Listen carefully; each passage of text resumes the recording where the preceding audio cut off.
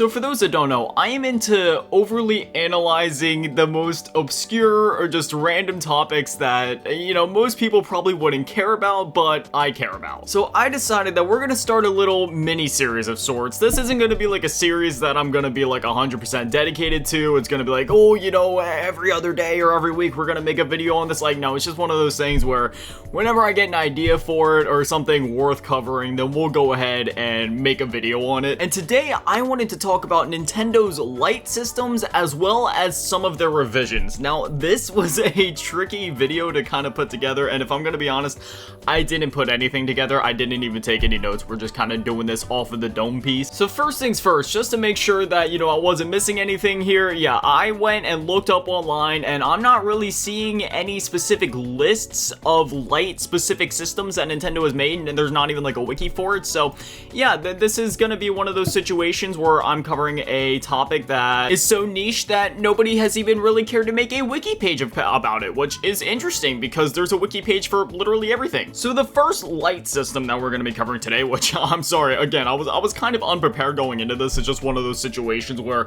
I grabbed my devices, but then I forgot that my DS Lite was actually inside of a case still, which, yeah, that's the first one we're going to be talking about here is the DS Lite. Now, just to kind of preface the DS Lite, obviously we had the original DS, which I really want to buy that DS because, while yes, I have all sorts of nostalgia for the DS Lite right here, and it was my most played DS. Now, unfortunately, this is not my original DS Lite. My original one was the Coral Blue. However, I made the mistake back in like 2019 of trading in my original DS and basically like all the games I had for it in order to pre-order Modern Warfare 2019. And while I don't regret pre-ordering Modern Warfare 2019, and in fact that was the last midnight release that I ever went for a game, yeah, I do miss my original DS. However, it's one of those situations where I didn't really have a choice because there were so many issues with that DS. The battery was messed up, the D-pad, it was one of those things where it was basically like sunken into the system, and while yes, I could have opened it up, replaced the rubbers and all that, there were just other issues with it in general, with the hinges and all that, to where it was like, okay, do I really want to open the system up and start replacing all these things, or would I rather just go ahead and get a new one? So back in like 2020, 2021, something like that, I ended up buying a replacement. However, there's one issue with this one in particular. There's some scratches, some pretty heavy scratches on the bottom screen that I did not do because I take care of my stuff. So that's one of those things where I'm either going to have to replace a screen or just buy a whole new DS, and I'm thinking I'm just going to buy a whole new one so I can get that original Coral Blue that I'm nostalgic for. Anyway, that tangent out of the way. We had the original DS release in November of 2004, and then we had the DS Lite release in June of 2006. And that's one of those things that it's worth noting about Nintendo's Lite systems, is that it varies quite greatly as to when it's actually going to come out in the system lifetime. Sometimes it's one of those things where they put it out just to kind of boost sales, and there's other times where it's like, hey, there's actual revisions that could be made here, so we're going to go ahead and put out a Lite system. And it's one of those things where the DS was already taking off, so they were just like, hey, let's make this thing look a little more sleek, a little more sexy. So we got the DS Lite, and this thing, if you've ever held an original DS, there is many, I guess, quality of life improvements here, if you want to call it that, in terms of just like overall comfort and just, holding the system. Now, for me personally, as I've gotten older, I'm not gonna lie to you, there's a part of me that does kind of have a bit more of a fondness for that original DS, just because, I don't have like giant man hands or anything, but as I hold the DS Lite nowadays, I mean, it is still a very comfortable system, but it is one of those things where the edges are a bit more, I guess, like rugged or a bit more rigid or rough on this thing, where, it's not like it hurts your hands or anything, but it is a bit more of a squared off system. And while the original DS is still like that, it's, I don't know, I guess it just kind of it fits my bigger hands a bit better nowadays, but still, the DS Lite is still perfectly fine as it is. I don't need this thing to be any bigger or smaller. For what it's trying to do as a DS, I mean, I can reach all the buttons perfectly, it fits my hands perfectly, it's great. Not to mention the fact that I usually do rock this thing in the case, which does make it a bit more beefy as is, so at that point, like, the size issue is just like a non-issue. Another thing that they tend to do with their Lite systems is, again, for the DS Lite specifically, they were just trying to make it a bit more slim, sleek, and sexy, but another thing that they tend to do with their Lite systems or the re-releases is drop the price a little bit. So the original DS launched at $149.99 USD, whereas the Lite launched at $129.99 USD, which, with inflation and stuff, sure, that probably, it's a bit more expensive than it actually would have been at the time, almost 20 years ago, which, To think that the DS and DS Lite respectively are both like 20 years old already is just insane. Like, as I speak that sentence, I can feel the white hairs just growing in my scalp. And if it seems like I'm kind of rambling and dragging this out when it comes to the DS Lite, it's because I kind of am, because I really don't know what to say about this system.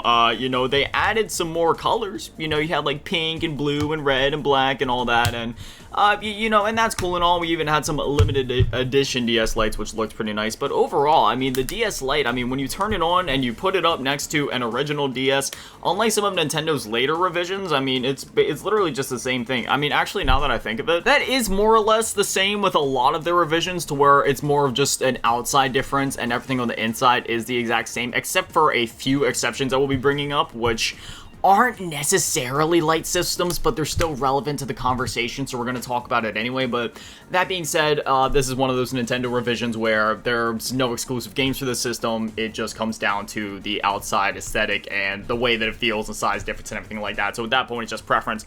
Do you want the original or do you want the Lite? With the Lite technically being a more modern system by a year and a half, but it's still 18 years old, you know, there's more of these things out in the wild. It's probably more reliable in terms of trying to replace parts and this, that, and the other, just because there were so many more of these made and sold. But regardless, you can't go wrong with either DS. But this was Nintendo's first official Lite revision. Now here's the funny thing, because there's actually not that many DS Lite systems. Really, we only have the DS Lite and the Switch Lite, so that's where things are gonna get a little funny here. So the Switch Lite, we'll talk about that in a little bit, and I'm not going in order of release. First things first, I wanted to focus on the handheld, since that's kind of like where the Lite thing really comes into play.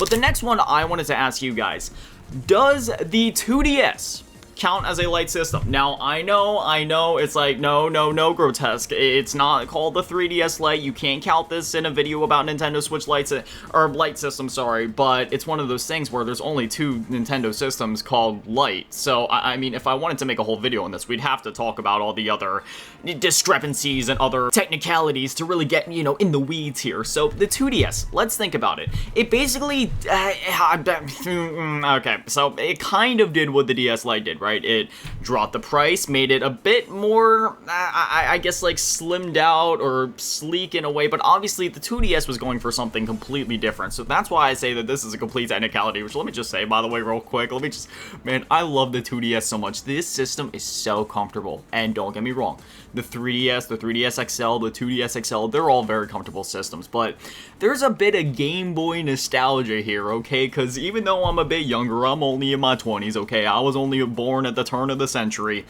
It's one of those things where I still had a Game Boy back in the day. I still played it like crazy. I still got that crazy nostalgia for Pokemon Red with that, you know, that original version. So there's something about the 2DS that really harkens back to that, because unlike the normal DS, obviously, where you open it up, and I'm sorry if the clicking and clacking of the hinges is getting annoying. Blame Nintendo for making them so clicky and clacky.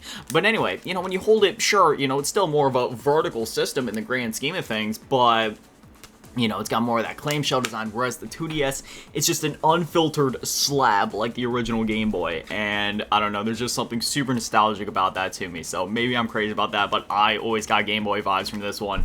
But yeah, so the 2DS, it's one of those things where I feel like it could kind of be classified as a light Nintendo system, because it follows a lot of the design philosophies and just overall change specs as we would come to expect from other Nintendo Lite systems and other just revisions in general. So first things first, obviously between the 3DS and the 2DS, not only is it lacking the 3D functionality that made the 3DS the 3DS, but I always thought the name was really clever, because obviously instead of it being a 3D, sorry, I just shook the camera, just a whole earthquake, rather than being like a 3D system, like, you know, where it kind of like opens and closes, it's literally a 2D slab of a system.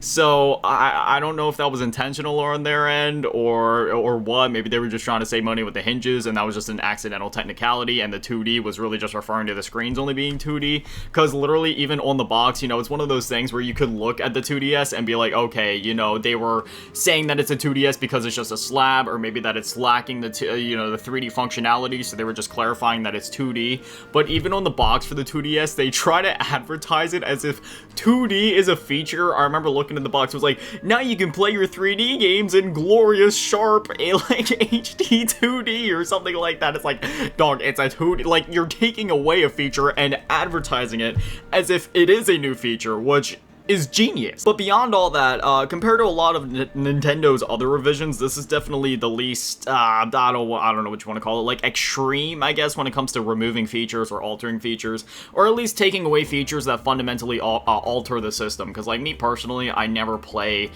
3DS games in 3D, which is why I usually just use my 2DS as is, because like, you know, I love the 3DS. It's still a comfortable system, it's great and all, but it's one of those things where even if I have really bad OCD, so I'm always just looking at that 3D slider just to make sure it hasn't even moved a little bit. Like, I need to make sure it's completely off, just because 3D gives me a headache, makes me feel kind of wonky and sick. It's just, I don't know, man. Whereas here with the 2DS, I don't gotta worry about that. I just turn it on, play the games, and it works the exact same, you know, when it comes to modding the system, when it comes to just playing the system in general. It has the exact same functionalities, and obviously, you know, Nintendo has shut off like the official online server, so that's a whole other conversation. But you know, when it comes to the homebrewing side of things, just playing games outright, sure, you're not going to be able to play new Nintendo 3DS games on this, but, you know, it's not like you could play new Nintendo 3DS games on a 3DS anyway. You can only play it on the new Nintendo 3DS XL or the new Nintendo 2DS XL, which is another situation where I don't know how much the actual 2D design of the system played into the name, considering the fact that the 2DS XL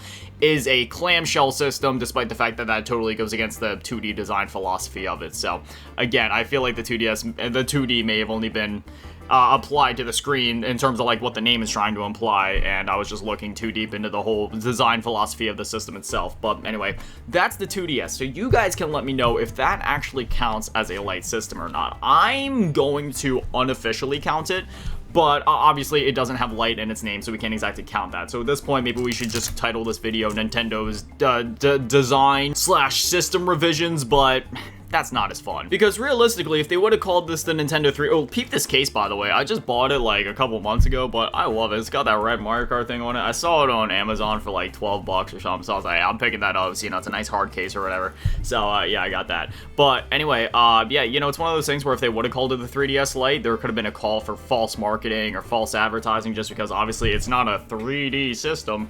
So, yeah, that's another reason why they kind of had to change the name and the design just to separate it, be like, hey, this is the 2DS. And now we're gonna go back in time a little bit, and this is gonna get a little weird because I don't actually have the systems on hand to talk about these two systems specifically. But first, we're gonna talk about the Game Boy Lite. And I know there's gonna be a lot of people out there like, oh my gosh, Grotesque, did you really just say, are you really going there? And I am going there, even though it is spelled completely different, and it's implying that it's a different kind of light compared to the light that we're talking about. The light that we're talking about is L-I-T-E, and the light we're talking about here with the Game Boy Lite is L-I-G-H-T. So, completely different. But the Game Boy Lite, for those that don't know, it never released in America. So if this is one of those things where you're hearing about it, you're like, the Game Boy Lite? Yeah, it was Japan exclusive, I believe. Basically, this thing launched around the time of the Game Boy Color releasing, and it finally gave a backlight to the Game Boy, which it's always such a confusing thing to me. Okay, so you have the Game Boy. There's no backlight. You know, anytime you want to play when it's dark outside, or, you know, you gotta have that light attachment to it where it, like, hangs over the system. So then they released the Game Boy Lite in Japan, which fixes that. There's a backlight. You can see the screen even at night, which is amazing. And then after that, so this happened after the Game Boy Lite, they released the Game Boy Color. And guess what? The games look beautiful. You see the games in color for the first time, and even some previous games from, like, you know, the original Game Boy were kind of like, I don't know what you want to call it. They had, like, a compatibility layer added there to where even if the game's never officially released with color in the first place, they can still utilize color on this new system, and then Game Boy Color-specific games just have full-on color, and they look beautiful and amazing. But, you know, if you want to see those colors, you're going to have to still keep that attachment on hand, because for some reason the Game Boy Color that, again, came out after the Lite doesn't feature a backlight, so yeah. Also, one funny quirk while we're talking about Game Boy games, I know it's not Game Boy and technically Game Boy Advance, but one difference between the Lite and the DS original is that the original DS, if you put a Game Boy Advance cartridge in it, the cartridge will go in the whole way and it'll fit and it's just perfect. But for the DS Lite, if you stick it in, I mean, if you guys have tried it before, you already know it kind of like sticks out like a pimple or like a wart just kind of hanging out of the bottom of the system. So, you know, it's one of those things where it always kind of annoyed me a little bit, because, you know, it's like, what happens if you like knock it around too much? What if you like knock the like the inside little like the bits and pins around too much, you know? Either way, at least they actually had the Game Boy Advance compatibility there. The fact that they took it out with the DSi is the one reason why I still don't own a DSi, just because, like, even if you mod the system and you can, say, load up an SD card and do all those workarounds and play the Game Boy Advance games that way, that's cool and all, but, like, you know, even though I'm cool with modding my systems, and I'm not gonna lie to y'all, all my handhelds are modded. There's an R4 in this DS, and this 2DS is modded, my PSP and PS Vita are modded, you know what I mean? So,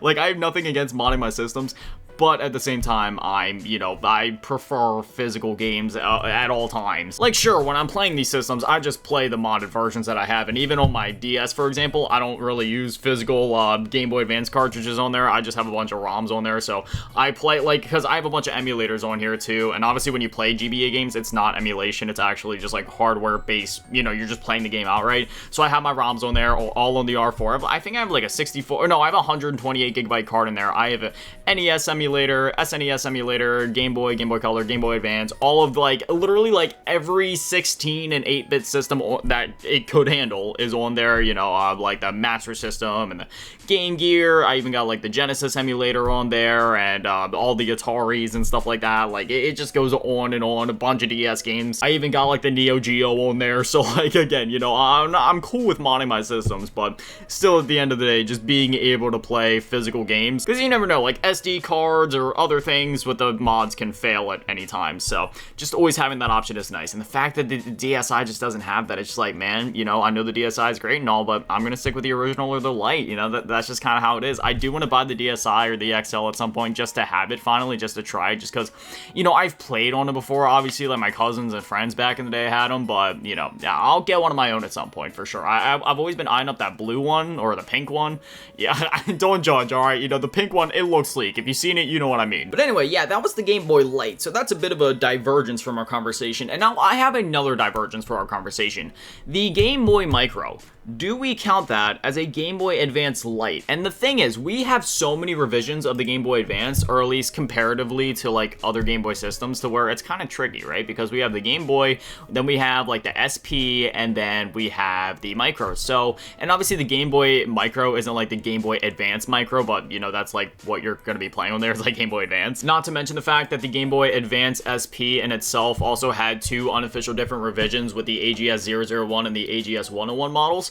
So, do we call the SP the Lite model, or do we call the Micro the Lite model? And if we call the Micro the Lite model, then, like, sure, it does fit the philosophy of making the design smaller, sleeker, sexy, or whatever you want to call it, but at the same time, it's so small that it's like, after a while, man, with these hands, I can literally, like, it's just one of the, I don't know how to describe it. It's just when I'm holding the system, I feel it melting in my hands, and it's like, I'm playing Pokemon, I think. I don't know, I lost the system somewhere in there. Abracadabra, where to go? Don't get me wrong, I love the Game Boy Micro. It's a beautiful system. There's so many cool editions of it. Oh, I forget the one. There's, like, the Famicom edition of it, or whatever. Oh, Chef's Kiss masterpiece. It's so good. But again, I don't know if we look at that as the Lite revision of the Game Boy Advance, or if we look at the SP as the Lite revision, because again, then at that point, like, I don't know, I would almost have to say that at that point the original Game Boy Advance would almost feel more like a Lite system than the SP, because the SP, it had a clamshell design, but it was also technically, by proxy of just having more moving parts, a bit bulkier, a bit bigger, but at the same time it was a bit slimmer, if I remember correctly. At least I'm trying to think, you know, holding a Game Boy Advance versus an SP, I do believe the SP might just be ever so slightly slimmer, at least the top part is, obviously, just with the screen, and, you know, it does feel really slick when you're holding it. So where do we go at that point? And obviously, when it comes to, like, the Game Boy Advance versus the SP, it's very similar to the DS Lite, as well as the 2DS examples, where there's literally, like, nothing changed with the system. You can just play the games, and that's that. Like, it just works. Each one, the only thing that's really different between them is the hardware or the backlights or this, that, or the other. So, you know, in those situations, again, there's not too many changes to be had there. However, now we need to talk about the next actual official Lite system before we move away from handheld, and then talk about some other console revisions that'll be a little interesting. So, next up we have the Switch Lite. Now, I do not own a Switch Lite, so I can't show this. I have a Switch OLED, which is such a beautiful system, let me tell you. The original Switch was always a sleek, sexy, beautiful system. Always loved the Nintendo Switch and its design, but I will say, getting rid of the bezels, giving it an actual kickstand that's worth a dang. I'm too lazy to get it up and grab my Joy-Cons and all that, and since we're talking about the Switch Lite, it's not like it's relevant anyway, but you can see next to the PS5 right there. Hold on, is my finger pointing at it? Yeah, right there. That's the OLED dock right there. You can see the white dock and all that. Oh, there's also my Wii U right next to it, which, let me just say, The Wii U, I don't care what anybody says, I've been playing the Wii U since it since it first came out, and that will always be one of my favorite Nintendo consoles. And as much as I love the Nintendo Switch, I'm just gonna say right now, I'm not talking about games, controllers, anything about the system. I'm just talking at a fundamental level. You turn the console on, what is the experience like of turning on the console and entering that console ecosystem? The Wii U as a system, I prefer way more over the Nintendo Switch. You turn it on, you're just immediately hit with the ethereal music, that Super Nintendo-esque, you know, like main menu home screen. You see the Wii's running on the one screen, on the other screen you got your games popping up, and it just feels so Nintendo.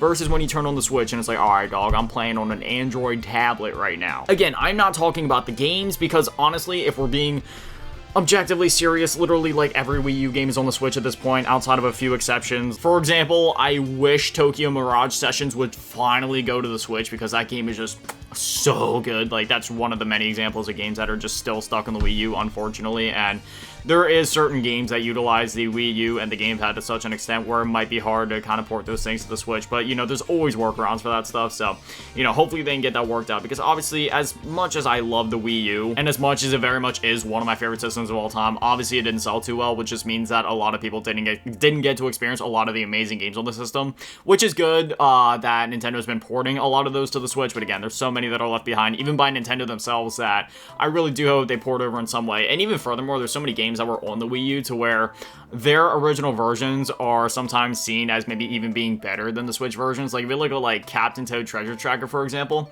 the Switch and the 3DS version are great and all, but that Wii U version, man, just because, you know, there is differences to it, and it's enough to where that's still the definitive version in my mind that I still go back and play, but, you know, I mean, all the versions are great. It's Captain Toad Treasure Tracker. Like, you're still getting basically the same experience. Also, whenever I replay Super Mario 3D World, I always go back and replay the Wii U version, because they sped up the Switch version when it comes to, like, the movement and all that, and I'm sorry, but I just like the speed of the original game. I know, controversial take, da-da-da-da-da, but there's just something about the original intended experience of the game that just feels right to me. And again, you know, when I'm saying Switch versus Wii U, I'm not talking about the games and this, that, or the other. I'm just talking fundamental level of the system.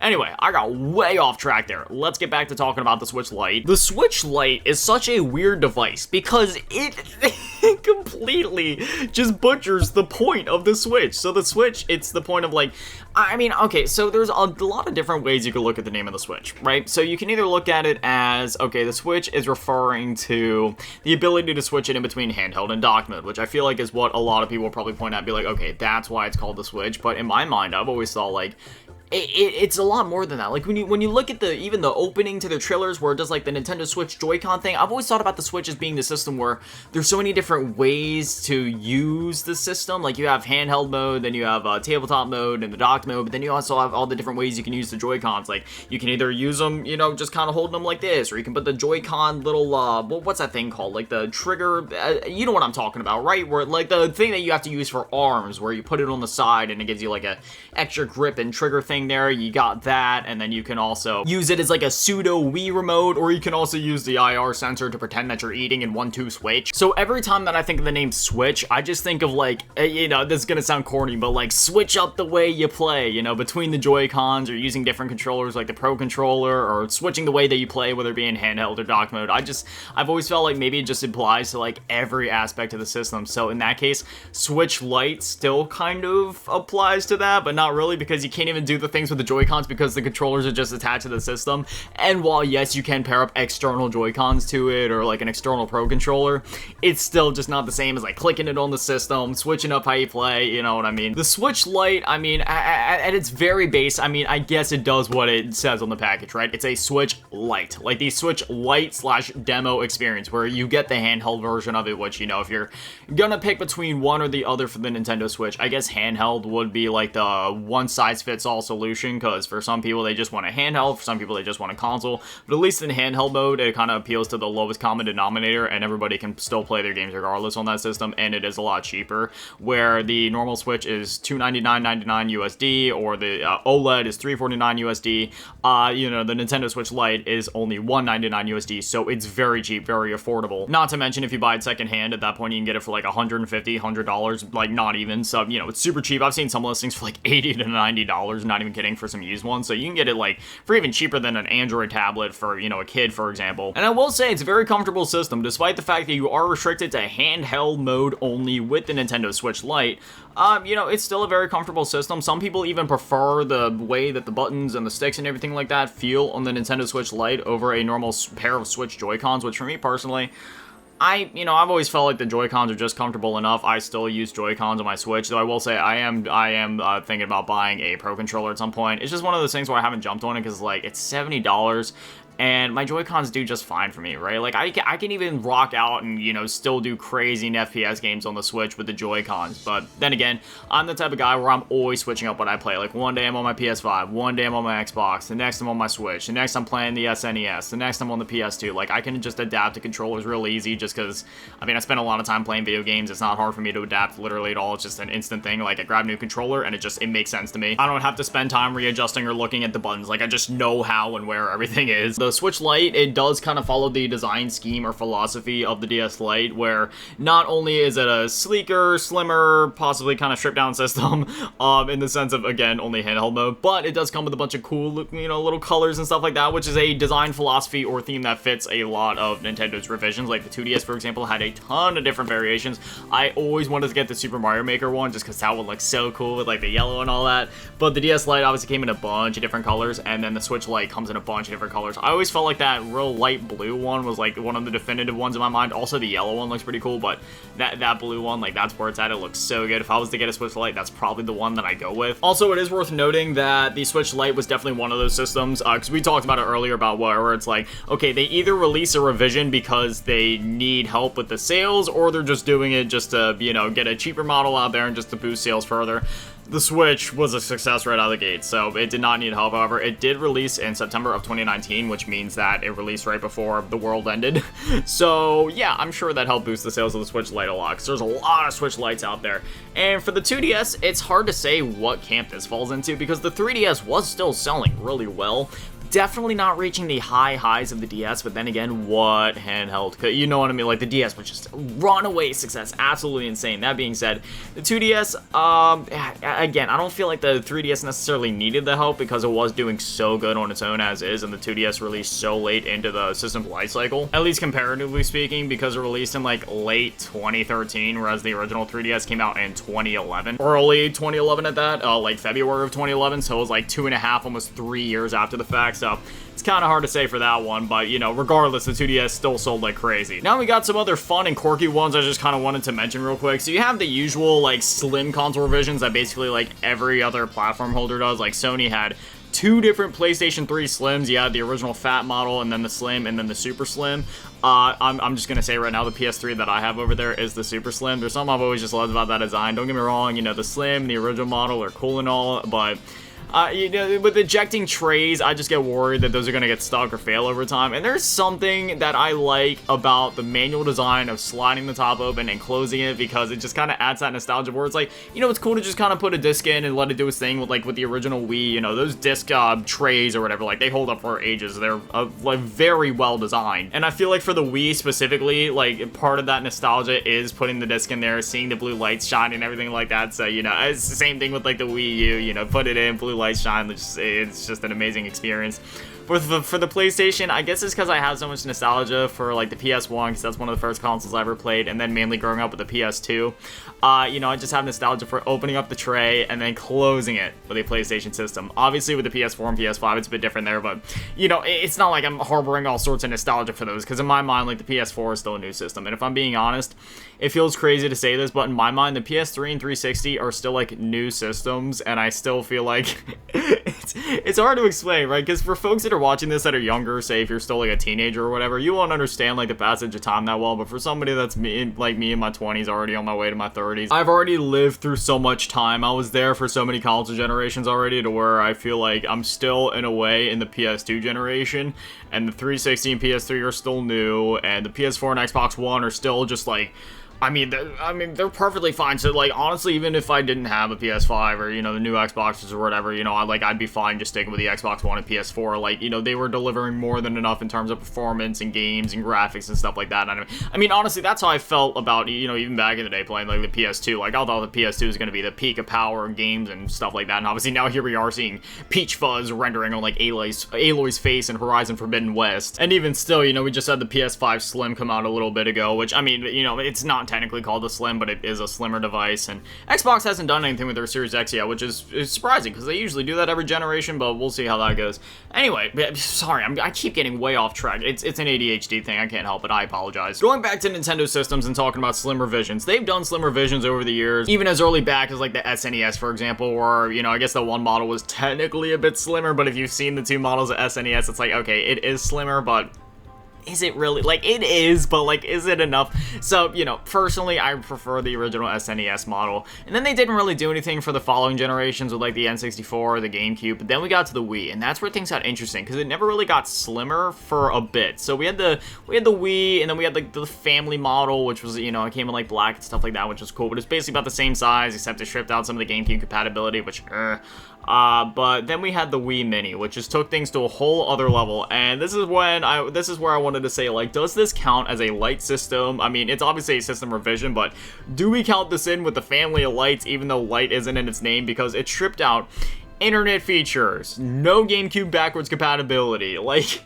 and even though, like, those are just, like, the main two things that are gone, those are more than enough to be like, like, if I'm gonna buy a Wii, I'm just gonna get the original one. Now, granted, I don't have a Wii in my setup, I just have the Wii U, because, the Wii U for me is, like, the ultimate. Oh, I just realized that I totally knocked the camera out of, so I don't know when that happened, but it's, like, been totally off-center for a while, so, sorry. But the Wii is, like, the Wii U is, like, the ultimate system for me, because not only can I play Wii U games, I can also play Wii games, and since my Wii U's modded, I can play GameCube games on it, as well as a bunch of emulators I have on. I literally have everything on my Wii U. Everything from, like, the PS1 and back, I have an emulator on there for it. Name a system, I went through and made sure I have everything on it. TurboGrafx, Neo Geo, even some, like, the SNK arcade stuff. Like, I went crazy with it. There was literally, like, everything on there. I have, like, a 2 or 3 terabyte hard drive hooked up into it, holding all my Wii U games, and it's, since it's modded, and I kind of did a couple things there, I'm able to run the games right off of there, and then my SD card, it's, like, half a terabyte, and it's holding all my stuff. It's beautiful. But going back to the Wii Mini, like, that is just such a hit to the system itself, because, like, if you're gonna buy a Wii, I would always recommend going for that original one if you can, whether that be, like, the light model or whatever, just because not having that GameCube backwards compatibility, that in itself hurts, but just, like, stripping out the online features, because, like, it's one of those things where, like, yeah, sure, nowadays, maybe you don't need the online for it, but, like, that could really come in handy if you're trying to, like, homebrew or mod the system, and just furthermore, at the time specifically, because how it is nowadays in the modern landscape doesn't really matter. What really matters is what it was like when it first came out, and yeah, at that point, the Wii could still go online, and not to mention, like, the Wii was, like, the first Nintendo generation, obviously, where you could actually go online and buy games or download games. You could buy, like, virtual console games, for example, and if you had a Wii Mini, sorry, no virtual console for you, and it's just like, because that was such a huge component of the Wii, and the Wii kickstarted that, and it's something that we still talk about to this day. Like, Nintendo Switch, there's still a huge, debate online of, like, okay, virtual console versus Nintendo Switch Online, which one's better, which service do you prefer? I would always say that I prefer the model of virtual console, to where you can buy any game you want, or any game you want, and you own it. You don't actually own anything that you buy digitally, but you know what I mean. Like, you own it, you don't have to worry about subscription services. But I will say that the game selection, or at the very least the price to game ratio of Nintendo Switch Online, is much better. In my case, I pay $50 a year for the expansion pack, but even if you don't do that and you just pay for the baseline $20 per year, you get so many games for that. And if you do pay the $50 on top of that, you get access to, like, Game Boy Advance, Sega Genesis, Nintendo 64, and those libraries are only ever getting bigger and bigger. And for the amount of games you get with all that, like, it is insane. Even at $50, I could highly recommend it, just because that price to game ratio, the amount of experiences and classic experiences you're gonna get there between, like, A Link to the Past, all the original Mario games, like, you cannot pass that up. There are so many amazing games on offer there. I apologize if the camera cut out. I just ran out of storage, which I think that's my phone telling me, hey, dude, shut up and wrap this thing up. So don't worry, we're getting there. This is, like, the last system that I could really think of for us to talk about anyway. But still, you're just, man, I don't know. Like, on the Nintendo Switch, that's just such a great price to game ratio. But I do wish there was a way to just kind of buy them outright, like PlayStation and Xbox both let you do with their backwards compatibility systems. But regardless, you know, so yeah, again, I think that the Switch Online is a better deal, but I just wish they would give consumers a choice. Like, either you buy them or you pay for the subscription, and either way, you know, I feel like that would be the better way to go about things. On the bright side, though, with, modern innovations in the homebrew and modding scene, even if you do end up with a Wii Mini, there's many ways to homebrew the system and overcome some of those hurdles, so, you know, there's always workarounds, so, yeah, at least nowadays there's a way to work around stuff like that. But back in the day, if you were a kid wanting a Wii and hoping that you could play on Virtual Console and do this, that, and the other, if you got a Wii Mini, you're out of luck, and that really makes me feel bad for any kid that ended up with a Wii Mini hoping they could experience some retro games. But again, on the bright side, if you still own that Wii Mini from back in the day, and if you were disappointed back then, don't worry, you can mod the system now and get access to those games. But anyway, this was our needlessly long, in-depth, and completely random discussion about Nintendo Switch, or Nintendo Lite, look at me, Nintendo Switch Lite, Nintendo Lite systems, but more or less just kind of going on to talk about Nintendo system revisions in general, and just other things related to it that weren't even Nintendo related, so... Anyways, yeah, if you guys want more videos like this where I just find a completely random topic like this to just kind of sit down and talk about whether or not it's been covered before, you know, I'm happy to give my take on it. Just let me know if you guys have any other fun recommendations or ideas for things for me to talk about. Yeah, you know, you guys know me. I live, breathe, eat, sleep, exist video games. I could sit here and talk about this stuff till the end of time and I'd never run out of things to say, and I'd be happy to do so the entire time. But anyway, as always, man, shout out to all the Patrons and channel members taking on the low ball tier, and shout out to all the big ball tier. My last game, made it, shout out on D tier, run events, on the cheese. Thank you guys so much, guys are literal legends. I love you. Thank you guys for watching. Have an amazing day. Stay beautiful. I love you all. Peace.